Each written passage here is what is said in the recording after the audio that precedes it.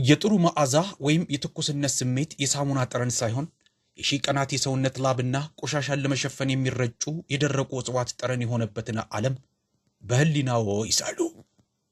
በመካከለኛው ዘመን እንግሊዝ ውስጥ በትክክለኛ ሙቅ ውሃ መታጠብ የቅንጦት ነገር ብቻ አልነበረም። በነፋስ ተሸክመው የሚመጡ የማይታዩ ገዳይ በሽታዎች ወደ ሰውነት እንዲገቡ የሰውነትን በር ከፍቶ እንደ መጋበዝ የሚቆጠር አደገኛ እርምጃ ነበር። በአንድ ቅዝቃዜ በሚያበራ የመካከለኛው ዘመን የእንግሊዝ ጠዋት የዕለት ተዕለት እንቅስቃሴ የሚጀምረው በቧንቧ ውሃ ድምፅ ሳይሆን ከቀላል የውሃ ዕቃ በሚንጠባጠብ የውሃ ጠብታ ነው። በ14ኛው ክፍለ ዘመን በለንደን ከተማ ወይም በዮርክሻየር በሚገኝ ቀዝቃዛ መኖሪያ ቤት ውስጥ ለሚኖር ተራ ዜጋ ሙሉ አካልን በሙቅ ውሃ በተሞላ ገንዳ ውስጥ ነክሮ መታጠብ እንግዳ እንዲያውም እብደት ነበር። ይልቁንም ቀኑ የሚጀምረው በደረቅ ንጽህና ማለትም ያለ ውሃ መታጠብ ነበር።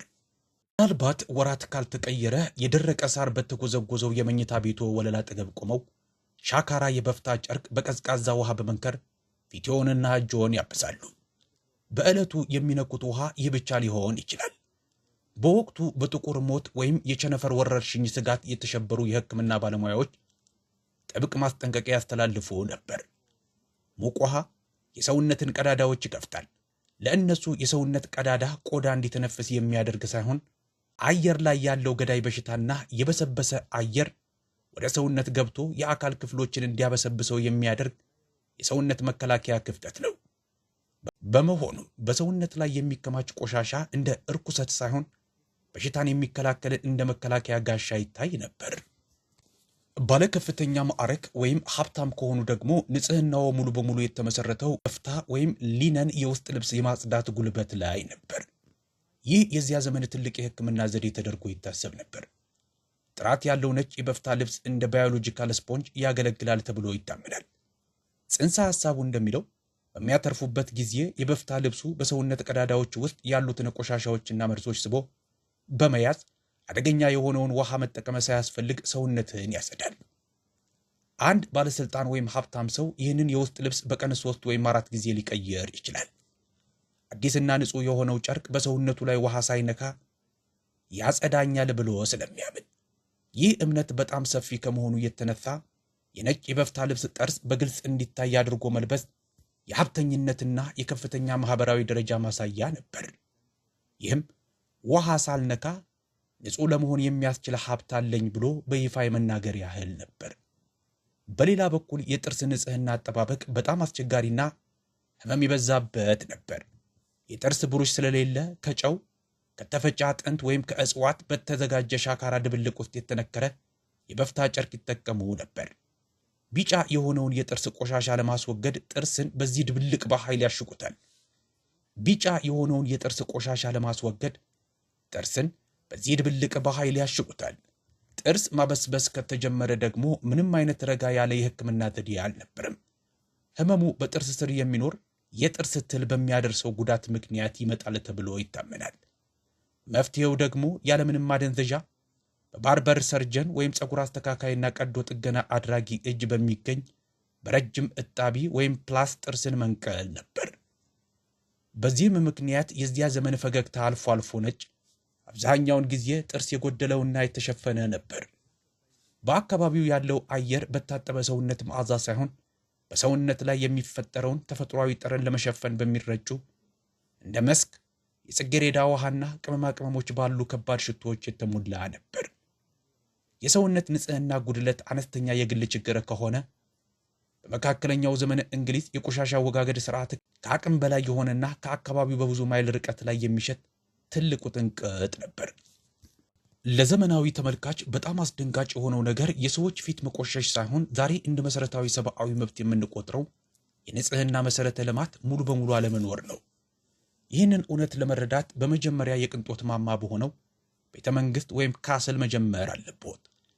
እዚህ ቦታ የመጸዳጃ ቤቱ ስም ጋርድ ሮብ ተብሎ ይጠራል። ትርጉሙም በቃሉ እንደወረደ የልብስ ማስቀመጫ ማለት ነው። ይህ ክፍል ከመንገዱ በላይ ከተንጠለጠለው የካስል ግንብ ወጥቶ የሚታይ በስሩ ካለው የቆሸሸ ቦይ ወይም ጥልቅ ጉድጓድ በላይ የተሰራ ቀዳዳ ያለው የድንጋይ መቀመጫ ነው። ቆሻሻውን ለማጠብ የሚያስችል ውሃ የለም። የስበት ኃይል ብቻ ነው ብቸኛው አሰራር። በበጋ ወቅት ከግንቡ ስር ከተከማቸው ቆሻሻ የሚወጣው ጠረን በጣም ኃይለኛ በመሆኑ ዓይንን እንባ ያመጣል። ነገር ግን በመካከለኛው ዘመን ጥበብ ይህ ጠረን ለተግባራዊ ጥቅም ይውል ነበር። የባለ ሀብቶችን ውድ የቬልቬት ልብሶች በዚህ የመጸዳጃ ክፍል ውስጥ ተንጠልጥለው ያገኟቸዋል። ለምን? ምክንያቱም ከቆሻሻው የሚወጣው የሐሞት ወይም አሞኒያ ጠረን በጨርቆች ውስጥ የሚኖሩትን ቁንጫዎችና ብልቶች መግደል ስለሚችል ነው። መጸዳጃ ቤቱ ቀጥታ የመከላከያ ወይም የነፍሳት ማጥፊያ ክፍል ነበር። ከካስሉ ወጥተው እንደ ለንደን ወደ መሳሰሉት ጠባብና አየር ወደሚያጥራቸው የከተማ መንገዶች ሲገቡ ሁኔታው ከማይመችነት ወደ አስፈሪነት ይቀየራል። ተራው ሕዝብ የቦይ ወይም የካስል ዕድል የለውም። በጋራ የመጸዳጃ ቦታዎች ወይም በጓሮ ጉድጓዶችና በየመንገዱ ፍሳሾች ውስጥ በሚደፉ የእንጨት ባልዲዎች ይጠቀማሉ። ከተማዋ ከሚበላው በላይ ቆሻሻ የምታመርት ሕያው አካል ነበረች። ከተማዋ በቆሻሻ እንዳትሰጥም የሚያደርጉት ደግሞ ጎንግ ፋርመርስ በመባል የሚታወቁ ሚስጥራዊ ሰዎች ነበሩ። እነርሱ ያልተዘመረላቸው የመካከለኛው ዘመን የንጽህና አርበኞች ነበሩ። ስራቸውን በሌሊት ጨለማ ብቻ እንዲሰሩ በሕግ የተገደቡ በመሆናቸው ማህበረሰቡ የስራቸውን አስከፊነትና ጠረን አያይም። ስራቸው የሚያስፈራ ነበር። ወደ ጨለማው የቆሻሻ ጉድጓድ በመውረድ እስከ ወገባቸው በሚደርስ ቆሻሻ ውስጥ እየተነከሩ የከተማዋን ቆሻሻ በእጃቸው አካፋ ያወጡ ነበር። ይህ ለሕይወት አደገኛ ሥራ ነበር። በተዘጋ ቦታ ውስጥ የሚፈጠረው የበሰበሰ ጋዝ ሰውን በቅጽበት ሊገድልና በቆሻሻው ውስጥ ሊከተው ይችላል። ከመሬት በላይ ያለው ትግል ደግሞ ሰዎች በማይከበሩ ጥብቅ ሕጎች የሚካሄድ ነበር። የመንገድ ቆሻሻ ጠራጊዎች መንገዶችን ለማጽዳት ቢሞክሩም የሚጣለው ቆሻሻ ጋር መታገል አልቻሉም። እውነተኛ የመንገድ ጠራጊዎች አሳማዎች ነበሩ። በከተማው ውስጥ በነፃነት እየተዘዋወሩ ከወጣቱ የሚጣሉትን የምግብ ቅሪቶች ይበሉ ነበር። ነገር ግን የምግብ ቆሻሻውን ቢያስወግዱም የራሳቸውን ፍቅረ አካል በመተው በመንገዱ ላይ ተጨማሪ ቆሻሻ ይጨምራሉ። ውጤቱም መንገደኞች የመካከለኛው ዘመንን ከተማ ጠረን እንደ አካላዊ ምት የሚገልጹት የነበረ ከባድ ጠረን ነው። ይህም የበሰበሰ ሳር፣ የእንስሳት ቆሻሻና ቆዳ ለማለስለስ ሽንትና የውሻ ቆሻሻ የሚጠቀሙ የቆዳ ፋብሪካዎች ኬሚካል ድብልቅ ነበር። በዚህ ዘመን ከተማዋን ማየት ብቻ ሳይሆን ማሽተትም ነበረበት። የመጨረሻው የዚህ እውነታ ጥያቄ ደግሞ በዘመናዊው ሰው አእምሮ ውስጥ የሚመላለሰው ነው። የሽንት ቤት ወረቀት በሌለበት ዘመን ስራውን ከጨረሱ በኋላ ምን ያደርጋሉ? መልሱ ጨካኝና የሚያስቸግር እውነታ ያሳያል። ስስ ወረቀት በሌለበት ዓለም ራስን ማጽዳት ከተፈጥሮ ጋር የሚደረግ ከባድ ትግል ነበር። ሀብታም ከሆኑ ለስላሳ የሱፍ ወይም የበፍታ ጨርቅ ቁርጥራጮችን በመጠቀም ምቾትን ሊያገኙ ይችላሉ። ነገር ግን ለአብዛኛው ሕዝብ በእርሻ ላይ ላለው ገበሬ ወይም በከተማው ላለው ነጋዴ መፍትሄው በእጅ አቅራቢያ የሚገኝ ማንኛውም ነገር ነበር። የደረቀ ሳር፣ ሰፋፊ ቅጠሎች፣ ጭድና ገለባ መደበኛ መገልገያዎች ነበሩ። ይህም የሚያሳክክና በንጽህና በኩል ጥያቄ የሚያስነሳ እንዲሁም ብዙ ጊዜ ተጨማሪ ችግሮችን የሚተው ነበር። ሮማውያን በሆምጣጤ የተነከረ ስፖንጅ በእንጨት ላይ አድርገው ይጠቀሙ ነበር። ነገር ግን ያ ቀለል ያለ ቴክኖሎጂ እንኳ በጊዜ ሂደት ጠፍቶ በእነዚህ ሻካራና አሰቃቂ መንገዶች ተተክቷል። ይህ የንጽህና ጉድለት በወቅቱ የነበረውን የሰው ልጅ ሕይወት የሚወስን ባዮሎጂካዊ ዑደት ፈጥሯል። እጆች በስርዓቱ ስለማይታጠቡና ማጽዳቱ በቂ ስላልሆነ ሕዝቡ ሁልጊዜ በሆድ ውስጥ ጥገኛ ትሎች ወይም ፓራሳይትስ የመያዝ ዑደት ውስጥ ይኖር ነበር። ከጥቁር አንጥረኛው እስከ ጳጳሱ ድረስ የሚያገኙት ማንኛውም አዋቂ ሰው በሆድ ውስጥ ትል የመሸከሙ እውነታ የተለመደ ነበር። እነዚህ በመካከለኛው ዘመን የነበሩ ድምፅ አልባ ተሳፋሪዎች ነበሩ። በሆድ ውስጥ የሚኖሩና ገበሬው ቀኑን ሙሉ ደክሞ ያገኘውን ምግብ የሚካፈሉት ሕዋሲያን ነበሩ። ምግብ በሚያጥርበት ዓለም ውስጥ ይህ በሰውነት ላይ የተጣለ ተጨማሪ የጉልበት ታክስ ነበር።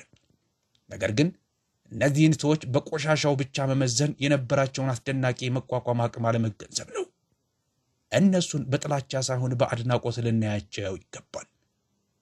የሰውነት መከላከያ ስርዓታቸው በተደጋጋሚ ለበሽታዎች በመጋለጡ ምክንያት የጠነከረና ዘመናዊውን ሰው ለሰዓታት ውስጥ ሊጥል የሚችልን ባክቴሪያን መቋቋም የሚችል ነበር። ለስቃያቸው ቸልተኞች አልነበሩም። ባላቸው ብቸኛ መሳሪያ በእጽዋት ሕክምናና እንደ ሆምጣጤና አልኮል ባሉ ተፈጥሯዊ ማጽጃዎች ይታገሉ ነበር። እነርሱ በምርጫቸው ቆሻሻ አልሆኑም። በዚያ ዘመን በነበረው የቴክኖሎጂ እጥረትና ገደብ የተገደቡ ነበሩ። ወደ መካከለኛው ዘመን የእንግሊዝ ካቴድራል ከተሞች ወደ ኋላ መለስ ብለን ስንመለከት የሙቅ ውሃ መታጠቢያ ማጣትን ወይም በወረቀት ምትክ ጥቅም ላይ የዋለውን ሳር ብቻ ማየት የለብንም። ከባዮሎጂካዊ መስቀልቅል ጋር እየታገሉ ስልጣኔን ለመገንባትና ክብርን ለመጠበቅ የተደረገውን ትልቅ ጥረት ማየት አለብን። ንጽህናቸው ታሪክ የታከከ የታሪክ ክፍል ወይም የስንፍና ታሪክ አይደለም። ከራሳቸው ባዮሎጂ ጋር ያደረጉት የመኖርና ያለመኖር አሰቃቂና ጽኑ ትግል ታሪክ ነው። ንጽህና ትልቅ የቅንጦት ነገር በነበረበት ዓለም ውስጥ በጥሩ ድካምና ጥረት የተገኘ እውነታ ነበር።